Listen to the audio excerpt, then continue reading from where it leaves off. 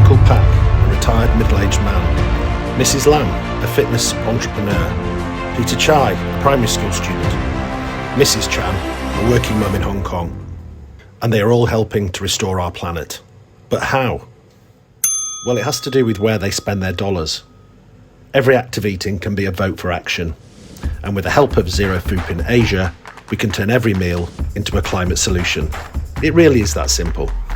Did you know that a third of the world's greenhouse gas emissions come from the food sector? In fact, up to 80% of the food system's greenhouse gas emissions occur at the farm, depending on how food is grown, how land is managed, and what inputs we use on the farm. Whereas in comparison, the transportation stage only accounts for around 10% of emissions.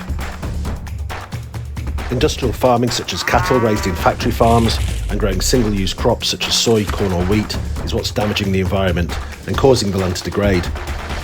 Because we do not often know how the food we eat is grown, we may not fully recognise the extent of the damage being done. Just look at the basic combination of a balanced meal many of us grew up to know. Some form of protein, vegetable and starch. Take a piece of steak for instance. Before humans stepped in, all farmlands used to be nature. But as global population grew, the industrial movement incentivised people to work more in order to produce more. Since then, over half of the deforestation globally is now caused by commercial agriculture.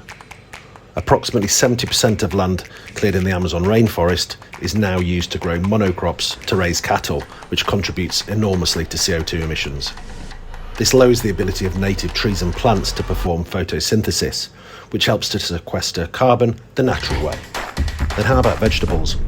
Industrially grown crops depend on chemical fertilisers and herbicides like glyphosate to grow. These chemicals devastate wild bee colonies and are proven to be extremely harmful to both human and environmental health. Not forgetting to mention, the process of producing these chemicals through fossil fuel burning contributes to a significant amount of greenhouse gas emissions and pollutes our waterways and destroys marine life. So how about staple starches like potatoes and rice?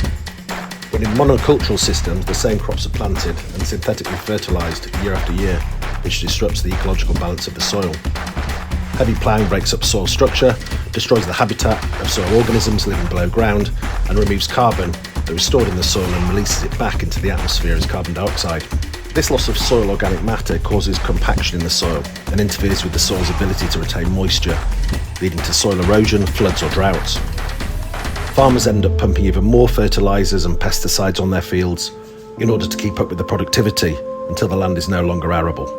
Food corporations continue to buy up more grasslands and native forests to turn them into new industrial farmlands, in such a way that the cycle of food production becomes a real threat to the environment. Yes, our minds may be very much disconnected from where our food comes from and the impact it has on the environment, since cities like ours rely heavily on food imports, with most coming from industrial farms from the US, China and Brazil, and with over 97% of our food being imported, with only a very small fraction coming from local farms here in Hong Kong. We understand that it's difficult to avoid buying from industrial farms, but there is a solution for all of us. And that solution lies below our feet, the soil. It's about absorbing carbon dioxide from the atmosphere, regenerating the natural eco-balance of Earth by changing the way we farm from extractive to regenerative, to allow the soil to regain its ability to absorb carbon and retain nutrients. A 2% increase of carbon content of the planet's soil could offset not 50%, not 80%, but 100% of all greenhouse gas emissions going into the atmosphere in order to restore our planet. The changes can be kick-started quite simply by enjoying a meal at a Zero Foodprint Asia restaurant, where 1% of your check will go to restoring our planet. You, me, Mrs. Chan, Peter, Miss Lam, Uncle Pak, anyone can be heroic. So where are you eating to restore our planet today?